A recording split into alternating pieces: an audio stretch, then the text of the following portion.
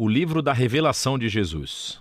O autor desse livro, cujo nome original não é Revelações, é nomeado no começo. Foi escrito por João, que poderia se referir ao discípulo amado que escreveu o Evangelho e as cartas de João, ou poderiam ser um João diferente, um profeta judaico messiânico que viajou e ensinou na igreja primitiva.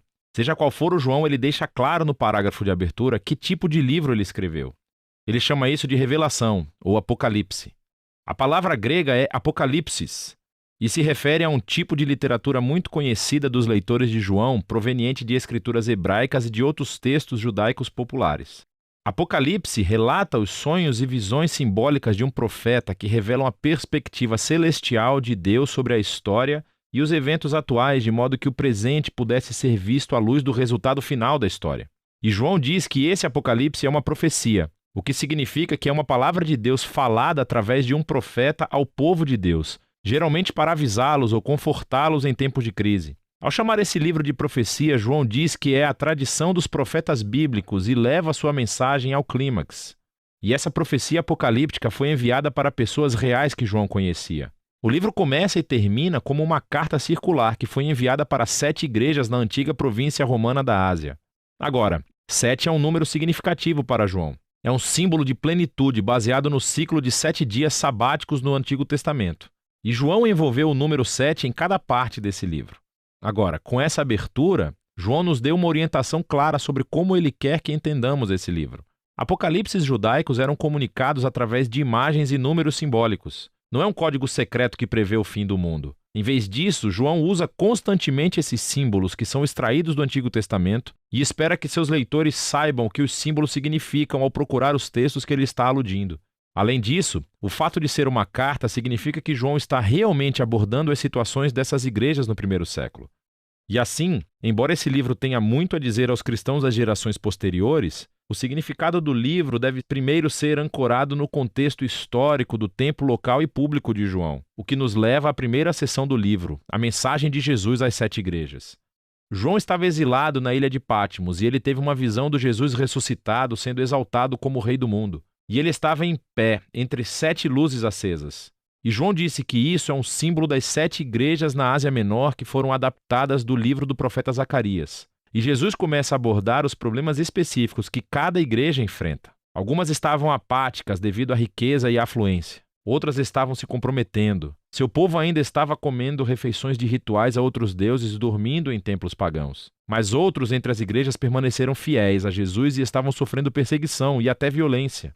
E Jesus avisa que as coisas vão piorar. Há uma tribulação sobre as igrejas que as forçará a escolher entre o comprometimento ou a fidelidade. Na época de João, o assassinato de cristãos pelo imperador romano Nero tinha passado e a perseguição aos cristãos pelo imperador Domiciano provavelmente estavam em andamento. E assim, a tentação era negar a Jesus, seja para evitar a perseguição ou simplesmente para se juntar ao espírito da era romana. E Jesus os chama de volta à fidelidade para que eles possam superar, ou literalmente, conquistar. E Jesus promete uma recompensa para todos os que conquistarem. Cada recompensa é tirada diretamente da visão final do livro sobre o casamento do céu e a terra. E assim, essa sessão de abertura estabelece a tensão da trama principal que conduzirá ao enredo nesse livro. Será que o povo de Jesus aguentará? Será que eles herdarão o novo mundo que Deus lhes reservou? E por que a fidelidade a Jesus é descrita como conquistadora? O resto do livro é a resposta de João.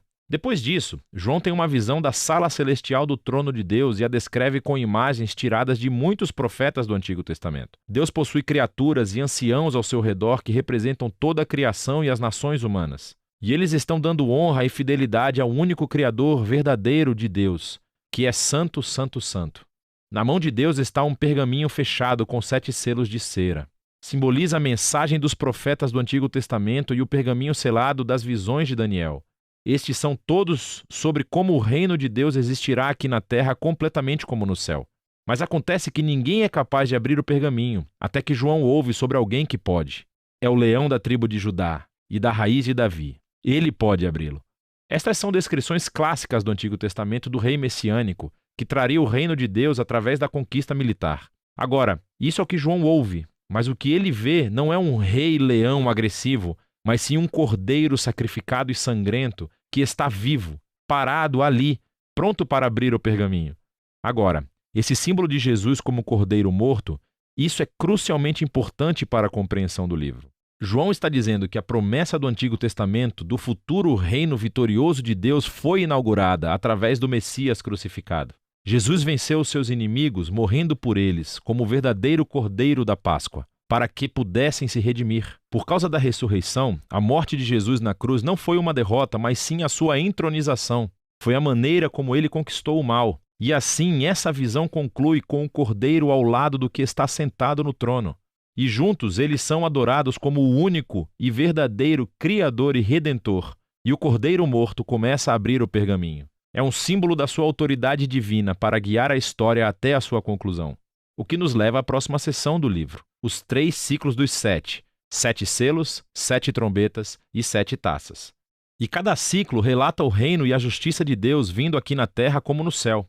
Agora, algumas pessoas pensam que os 3 conjuntos de 7 juízos divinos representam uma sequência literal e linear de eventos que aconteceram no passado ou poderiam estar acontecendo agora, ou ainda acontecerão no futuro quando Jesus voltar. Mas observe como João uniu todos os 7. As últimas 7 taças saem da 7ª trombeta e do 7º selo. E as 7 trombetas emergem do 7º selo, como as bonecas matrioscas, cada 7ª continha as próximas 7. Observe também como cada uma das séries de 7 culmina no juízo final e elas têm conclusões correspondentes. Portanto, é mais provável que João esteja usando cada conjunto de 7 para descrever o mesmo período de tempo entre a ressurreição de Jesus e o futuro retorno de 3 perspectivas diferentes. Então o Cordeiro morto começa a abrir os primeiros 4 selos do pergaminho. E João vê 4 cavaleiros. É uma imagem do livro de Zacarias, capítulo 1.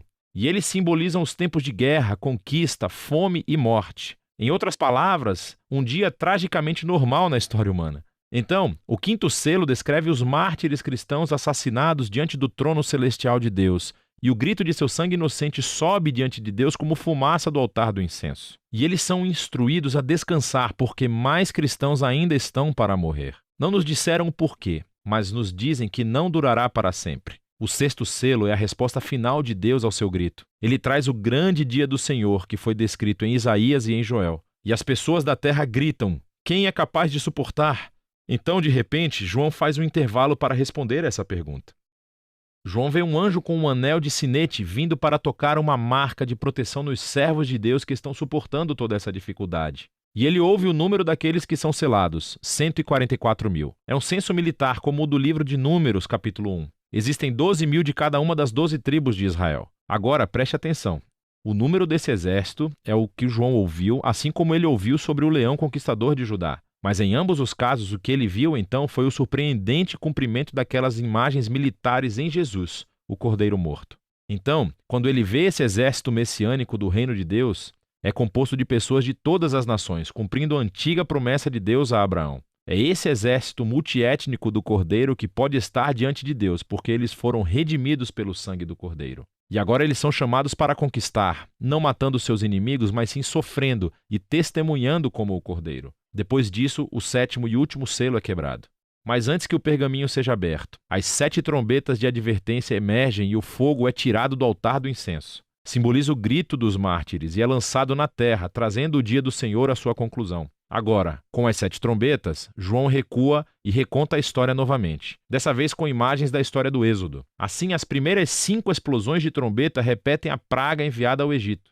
Então a 6ª trombeta solta os 4 cavaleiros que vieram dos primeiros 4 selos. Mas então, João nos diz que, apesar de todas essas pragas, as nações não se arrependeram, assim como o faraó não fez na história do Êxodo. Assim, parece que o julgamento de Deus não fará com que as pessoas se arrependam antecipadamente. Então João pausa a ação novamente com outro intervalo.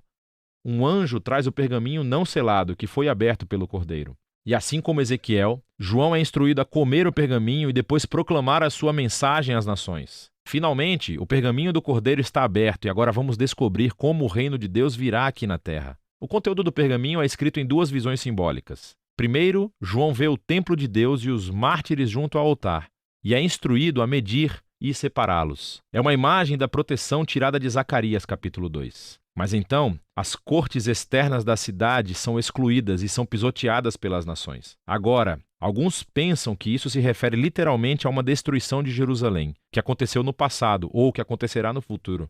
Mas é mais provável que João esteja seguindo a tradição de Jesus e dos apóstolos, que usaram o novo templo como um símbolo para o novo povo da aliança de Deus. Nesse caso, esta é uma imagem como os seguidores de Jesus podem sofrer perseguição pelas nações, mas essa derrota externa não pode tirar sua vitória através do Cordeiro. Essa ideia é expandida na segunda visão do pergaminho.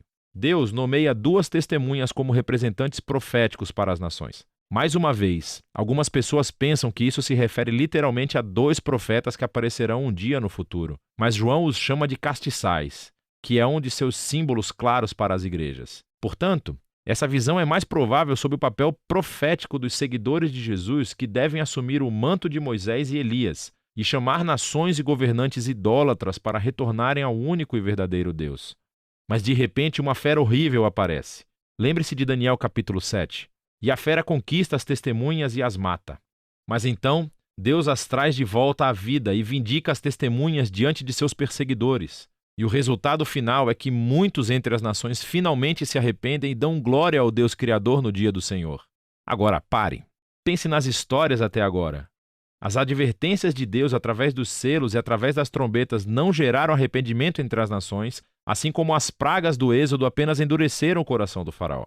Mas o Cordeiro conquistou os seus inimigos, amando-os, morrendo por eles. E agora, a mensagem do pergaminho do Cordeiro revela a missão de seu exército, a igreja. O reino de Deus será revelado quando a nação ver a igreja imitando o sacrifício amoroso do Cordeiro, não matando seus inimigos, mas sim morrendo por eles. É a misericórdia de Deus mostrada através dos seguidores de Jesus que levará as nações ao arrependimento. E essa afirmação surpreendente é a mensagem do pergaminho aberto que João colocou no centro exato de todo o livro. Depois disso, a última trombeta soa e as nações são abaladas quando o reino de Deus vem aqui na terra, como no céu. Então, agora sabemos como a igreja dará testemunho das nações e herdará a nova criação. Mas quem foi aquele animal terrível que travou guerra contra o povo de Deus e como se desenrolará toda a história? João nos dirá isso na segunda metade do livro de Apocalipse. Revelação de Jesus dada a João o profeta. No primeiro vídeo, exploramos como João compôs essa profecia apocalíptica como uma carta circular enviada a 7 igrejas na Ásia Menor, para desafiar e confortar esses cristãos que sofriam de apatia e perseguição sob o Império Romano. Também encontramos o principal símbolo de João para Jesus, o Cordeiro morto que conquistou seus inimigos morrendo por eles. Ele é quem abre o pergaminho contendo os propósitos de Deus para trazer o seu reino na terra como no céu. A abertura do pergaminho trouxe juízos de advertência, como as pragas do Egito. E como o faraó, as nações não se arrependeram. E então João introduziu o exército multiétnico do Cordeiro. E o pergaminho aberto revelou a sua missão estranha. É seguir o Cordeiro, dando testemunho da justiça e misericórdia de Deus perante as nações bestiais, mesmo que isso os mate. E eles conquistarão a besta, dando a sua vida, tal como o Cordeiro fez, e isso levará as nações ao arrependimento. No restante do livro, João completará seu retrato dessa besta e a sua guerra contra o povo de Deus e como toda a história termina. Após as 7 trombetas, João interrompe a batida de tambores das 7 com uma série de visões que ele chama de sinais. A palavra significa literalmente símbolos, e esses capítulos estão cheios deles. Essas visões exploram a mensagem do pergaminho aberto com maior profundidade. A primeira revela a batalha espiritual cósmica que está por trás do sofrimento das 7 igrejas sob perseguição romana. É uma manifestação desse antigo conflito que começou em Gênesis capítulo 3. A serpente, que representa a fonte de todo o mal, é descrita aqui como um dragão. Ataca uma mulher e a sua semente. Eles representam o Messias e o seu povo. Então, o Messias derrota o dragão através de sua morte e ressurreição e é lançado à terra. Lá o dragão inspira o ódio e a perseguição do povo do Messias. Mas eles vão conquistar o dragão resistindo à sua influência, mesmo que isso os mate.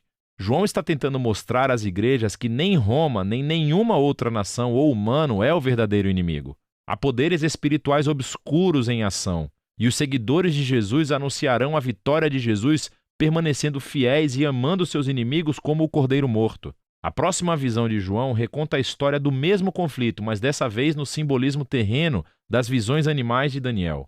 João vê 2 animais empoderados pelo dragão. Um deles representa o poder militar nacional que conquista através da violência. A outra besta simboliza a máquina de propaganda econômica que exalta esse poder como divino. E essas bestas demandam fidelidade total das nações, e isso é simbolizado por levar a marca da besta e o seu número, 666, na testa ou na mão. Agora, esta é uma imagem infame e você não descobrirá seu significado lendo manchetes de notícias. João está fazendo uma clara referência hebraica ao Antigo Testamento aqui. Primeiro de tudo, essa marca é o anti-Shema. A escrita na testa e na mão é uma referência clara ao Shema, uma antiga oração judaica de fidelidade a Deus encontrada no livro de Deuteronômio. Essa oração também foi escrita na testa e na mão como um símbolo de dedicar todos os seus pensamentos e ações ao único Deus verdadeiro. Mas agora, as nações rebeldes exigem a sua própria fidelidade e forçam todos a decidir quem eles seguirão. Depois, há o número da besta que fascina os leitores há milhares de anos. Mas isso não era um mistério para João. Ele falava hebraico e grego, e as letras hebraicas também eram números. Se você soletrar as palavras gregas Nero, César e a palavra besta em hebraico, cada uma delas equivale a 666. Agora, João não está dizendo que Nero foi o único cumprimento dessa visão. Nero é apenas um exemplo recente do padrão antigo estabelecido por Daniel, que as nações se tornam bestas quando exaltam seu próprio poder e segurança econômica como um falso deus e exigem fidelidade total. Então, a Babilônia era a besta na época de Daniel. Mas isso foi seguido pela Pérsia, seguido pela Grécia e agora nos dias de João, Roma. E assim por diante para qualquer nação posterior que age da mesma maneira. Em oposto às nações bestiais e o dragão está outro rei, o Cordeiro Morto. Ele está com seu exército, que deu sua vida para segui-lo. E da Nova Jerusalém, seu cântico de vitória vai para as nações, naquilo que João chama de Evangelho Eterno. Eles chamam todos a se arrependerem e adorarem a Deus e saírem da Babilônia que cairá. Os seus dias estão contados. Então, João tem uma visão do juízo final. É simbolizado por duas colheitas. Uma é boa colheita de grãos, com o Rei Jesus vindo para reunir o seu povo fiel para si mesmo. A outra é uma colheita de uvas para vinho. Representa a intoxicação da humanidade com o mal. Elas são levadas para a espremedeira e esmagadas. Agora, ao longo de todas essas visões de sinais, João faz uma dura escolha diante das 7 igrejas. Elas resistirão à atração da Babilônia e seguirão o Cordeiro? Ou seguirão a besta e sofrerão sua derrota? Agora que a escolha é clara, João repete um ciclo final de 7 juízos divinos, simbolizado como o derramamento de 7 taças. Sabemos pelo pergaminho do Cordeiro e das visões de sinais que muitos entre as nações se arrependem. Mas, como as pragas do Êxodo são repetidas e derramadas pelas taças, há muitas pessoas que não se arrependem. Elas resistem e amaldiçoam a Deus como fez Faraó. E assim, tudo leva à 6ª taça, com o dragão e a besta. Eles reúnem as nações para fazer guerra contra o povo de Deus em um lugar chamado Armagedon. Isso se refere a uma planície no norte de Israel, onde muitas batalhas foram travadas por Israel contra nações invasoras. E algumas pessoas pensam que essa 6ª taça se refere a uma futura batalha. Outras pessoas acham que é uma metáfora do juízo final de Deus sobre o mal. De qualquer maneira, João claramente usou as ideias do livro de Ezequiel sobre a batalha de Deus com Gog. Gog era o símbolo de Ezequiel das nações rebeldes reunidas diante de Deus para enfrentar seu juízo. E é isso que vem na 7ª taça. É a 4ª e a última representação do dia do Senhor, quando o mal é derrotado entre as nações de uma vez por todas. Agora, João desembrulhou completamente a mensagem do pergaminho não selado do Cordeiro. E agora ele volta para expandir 3 temas-chave que foram apresentados anteriormente. A queda da Babilônia, a batalha final para derrotar o mal e a chegada da Nova Jerusalém. E cada um deles explora a vinda final do reino de Deus de um ângulo diferente. Então, primeiro, a queda da Babilônia. Um anjo mostra a João uma mulher deslumbrante que está vestida como uma rainha, mas ela está bêbada com o sangue dos mártires e de todas as pessoas inocentes. Ela está montando a besta dragão que estava nas visões e nos sinais. É um símbolo das nações rebeldes. Ela é chamada de Babilônia, a prostituta. Os símbolos detalhados dessa visão seriam muito claros para os primeiros leitores de João. Ele está personificando o poder militar e econômico do Império Romano, mas também está fazendo mais. Nessa visão, João misturou palavras e imagens de cada passagem do Antigo Testamento sobre a queda da antiga Babilônia, Tiro e Edom. João está mostrando como Roma é simplesmente a mais nova versão do arquétipo da humanidade do Antigo Testamento em rebelião contra Deus. Eles se juntam e formam nações que exaltam sua própria segurança econômica e militar em um falso Deus. E isso não é algo limitado ao passado ou ao futuro. É um retrato da condição humana ao longo da história. E os babilônicos irão e virão até o dia em que Jesus voltar para substituir a Babilônia com seu reino.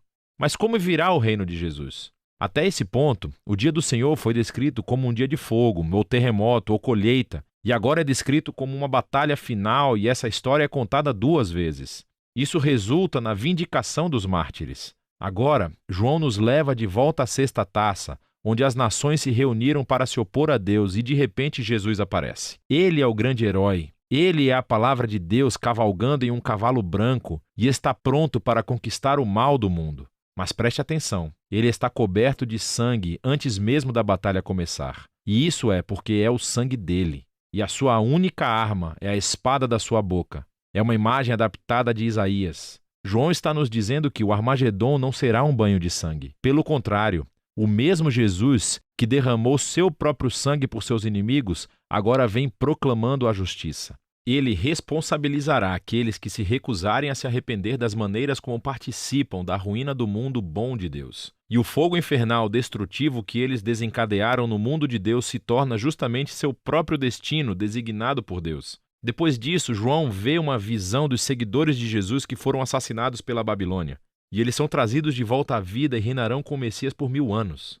Então, depois disso, o dragão que inspirou a rebelião da humanidade contra Deus reúne as nações do mundo para se rebelarem contra o reino de Deus, mas, diante do trono do juízo de Deus, todos enfrentam as consequências da eterna derrota. E assim, as forças do mal espiritual e todos que não querem participar do reino de Deus são destruídos. Eles recebem o que querem, existir por si mesmos e para si mesmos. E assim, o dragão e a Babilônia e todos os que escolhem ficam eternamente em quarentena, nunca mais capazes de corromper a nova criação de Deus. Agora, há muito debate sobre a relação dos 1000 anos para essas 2 batalhas. Há quem pense que se refere a uma sequência cronológica literal. O retorno de Jesus, seguido por um reino de 1000 anos na terra chamado de milênio, seguido pelo juízo final de Deus. Outras pessoas pensam que os 1000 anos são um símbolo da vitória atual de Jesus e dos mártires sobre o mal espiritual e que as 2 batalhas retratam o retorno futuro de Jesus de 2 ângulos diferentes. Qualquer que seja o ponto de vista, o objetivo principal é claro. Quando Jesus voltar como rei, ele lidará com o mal para sempre e justificará aqueles que lhe foram fiéis. O livro conclui com uma visão final do casamento do céu e da terra. Um anjo mostra a João uma noiva deslumbrante que simboliza a nova criação que veio para se juntar a Deus e ao seu povo da aliança para sempre. Deus anuncia que ele veio para viver com a humanidade para sempre e que ele está fazendo todas as coisas novas. A visão de João aqui é um caleidoscópio de promessas do Antigo Testamento. Esse lugar é um novo céu e terra, uma criação restaurada que é curada da dor e do mal da história humana. É também um novo jardim do Éden, o paraíso da vida eterna com Deus, mas não é simplesmente um retorno ao jardim. É um passo em frente para uma nova Jerusalém, uma grande cidade onde as culturas humanas e toda a sua diversidade trabalham juntas em paz e harmonia diante de Deus. E na mais surpreendente reviravolta de todas, não há construção de templo na nova criação, porque a presença de Deus e do Cordeiro, que antes era limitada ao templo, agora permeia cada centímetro quadrado do novo mundo. E há uma nova humanidade cumprindo o chamado colocado sobre eles desde a primeira página da Bíblia para governar o mundo como a imagem de Deus, para partilharem no trabalho de Deus e levar essa criação a um território novo e inexplorado. E assim termina o Apocalipse de João e o enredo épico de toda a Bíblia. João não escreve esse livro como um código secreto para você decifrar o calendário da vinda de Jesus. É uma visão simbólica que trouxe esperança e desafio às 7 igrejas do primeiro século e a cada geração de cristãos desde então. Ela revela o padrão da história e a promessa de Deus de que todo o reino humano eventualmente se torna a Babilônia e deve ser resistida no poder do Cordeiro morto. Mas há uma promessa de que Jesus, que amou e morreu por esse mundo, não permitirá que a Babilônia fique incontida. Ele retornará um dia para remover o mal do seu mundo bom e tornar todas as coisas novas. E essa é uma promessa que deve motivar a fidelidade em todas as gerações do povo de Deus até que o Rei retorne. É disso que se trata o livro de Apocalipse.